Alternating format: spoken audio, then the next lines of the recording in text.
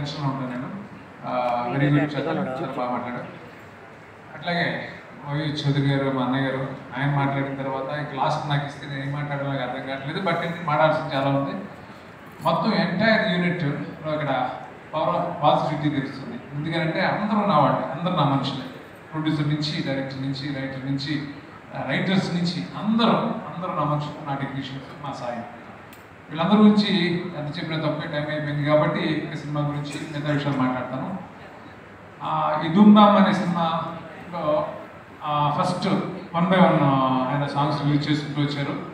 ఆ రిలీజ్ చేసుకుంటూ వస్తున్నప్పుడు నాకు ప్రతి సాంగ్ నాకు సాయి కానీ ప్రొడ్యూసర్ గారు కానీ పంపించడం, నాకు ప్రతి సాంగ్ నచ్చింది. చాలా చాలా పనిబందిగా మా శాస్త్రి గారు నిజంగానే ఎంతో ప్రేమతో రాశారు.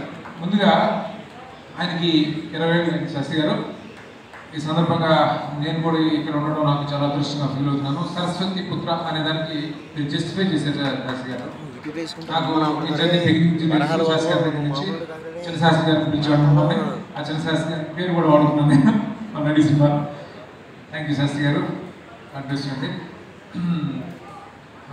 ఇంకా ఈ సినిమాకి వస్తే రామ్ కుమార్ గారు కొడుకు మీద ఇందాక విజయ్ బిల్లి చెప్పినట్టు యానిమల్లో రణబీర్ కపూర్కి ఫాదర్ మీద ఎంత ప్రేమ ఉంటుందో ఈయనకి ఎంత ప్రేమ ఉందో నాకు అర్థమవుతుంది. కాబట్టి నేను చూపించారు అంతే.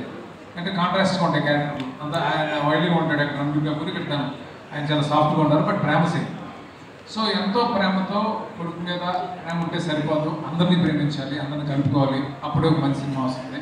దాన్ని చాలా సక్సెస్ఫుల్గా చేశారు ఆయన.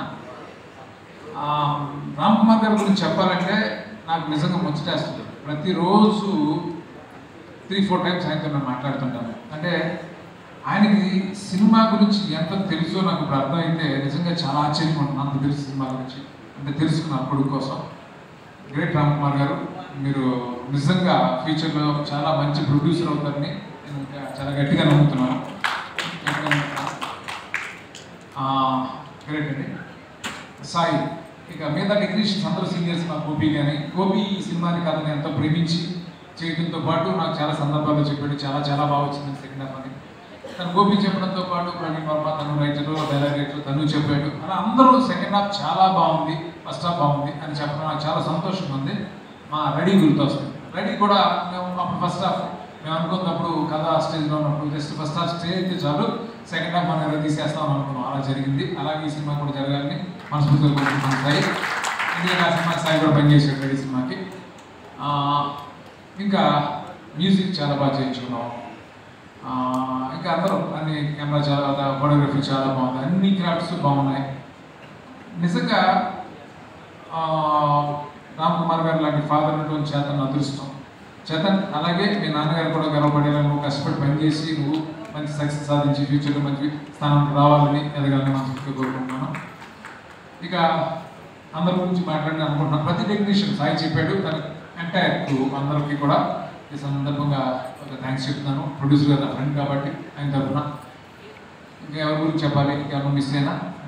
మ్యూజిక్ డైరెక్టర్ ఆయన చాలా ఫంటాస్టిక్ మ్యూజిక్ ఇచ్చారు. బ్యాక్గ్రౌండ్ స్కోర్ కూడా చాలా బాగా చేసింది గోపి చెప్పాడు. గోపి చాలా మంచి కథ ఇచ్చాడు, చాలా కష్టపడి పనిచేసాడు ఈ సినిమా గోపి. తను చాలా ప్యాషనెట్గా పనిచేసాడు గోపి మోహన్. అలాగే ప్రవీణ్ వర్మ చాలా బాగా డైలాగ్ రాశారు. డైలాగ్స్ అన్ని చాలా బాగా రాశారని అందరూ చెప్తున్నారు. All the best Praveen. ఇలా ఈ సినిమా పనిచేసిన అందరికీ మరొకసారి సందర్భంగా థ్యాంక్స్ చెప్తున్నాను. అలా మా సాయికి చాలా సినిమాలకు పనిచేసాడు. అందరూ చెప్పినట్టు నిజంగానే చాలా మంచి మనిషి, వెరీ పాజిటివ్. సో దానికి పెద్ద సక్సెస్ ఈ సినిమాతో రావాలని మనస్ఫూర్తిగా కోరుకుంటున్నాను. God bless Sai. All the very best. Thank you so much.